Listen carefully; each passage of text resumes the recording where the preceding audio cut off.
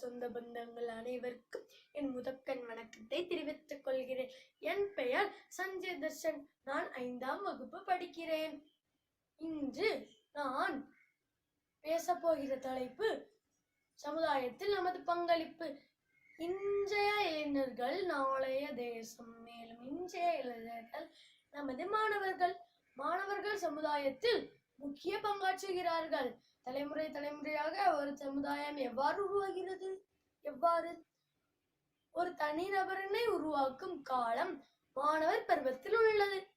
மாணவர்கள் உரிய மரியாதையுடனும் பொறுப்புடனும் நடத்தப்படும் போது அவர்களும் சமுதாயத்திற்கு பதில் பொறுப்பாகவும் மரியாதையாகவும் வாழ்ந்திருக்கிறார்கள். இன்று மாணவர்கள் சமுதாயத்தின் முன்னேற்றத்திற்கான முயற்சிகளை எடுக்கும் பல நடவடிக்கைகள் உள்ளன. இளைய வகுப்பை சேர்ந்த மாணவர்கள் மரங்களை வெட்டுவதை விட மரங்களை பாதுகாப்பது மற்றும் வரும் தலைமுறைக்கு மரம் நடுவதன் முக்கியத்துவம் குறித்தும் விழிப்புணர்வு நிகழ்ச்சிகளை ஊக்குவிப்பதை நாம் காண்கிறோம். தனிநபர், குடும்பம் மற்றும் நம்மோடு வாழும் அனைவரும் சேர்ந்ததுதான் சமுதாயம். இளைய சமுதாயம் தான் நாட்டின் முதுகெலும்பு.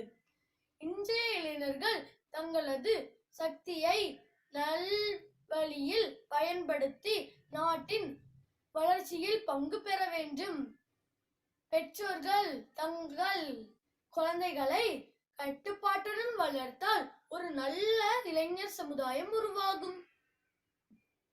குழந்தை பருவத்தில் அவர்களை நல்வழிப்படுத்தி வருவதில் பெற்றோர்களின் பங்கு அதிகம் உள்ளது. இளைஞர் சமுதாயத்தை நல்ல முறையில் டியூன் செய்தால் ஒரு இந்தியா வல்லரசு நாடாக மாறும் என்பதில் சந்தேகமே இல்லை. இன்றைய இளைஞர்களிடம் சாதிக்கும் உணர்வு அதிகமாக உள்ளது. படித்து முடித்தவுடன் வெளிநாட்டிற்கு வேலைக்கு சென்று விடுகின்றனர். தாய்நாட்டில் வேலை பார்த்து நம் நாட்டின் தரத்தை உயர்த்த வேண்டும். பள்ளி கல்லூரிகளில் படிக்கும் போது NSS NCCகளில் சேர்ந்து சமுதாய பணிகளில் ஈடுபட வேண்டும். இதன் மூலம் அவன் மனதிற்குள் சமுதாய அக்கறை ஏற்படுகிறது. நாடு முன்னேற வேண்டுமானால் இளைஞர் சமுதாயத்தினர் துடிப்புடன் செயல்பட வேண்டும். இத்துடன் என் உரையை ஒரு சிறிய பழமொழியுடன் நான் முடிக்க விரும்புகிறேன். ஒரு கனவோடு தூங்குங்கள், ஒரு நோக்கத்தோடு எழுந்திருங்கள், ஒரு செயலுடன் வாழுங்கள். சமதர்ம சமுதாய மலர.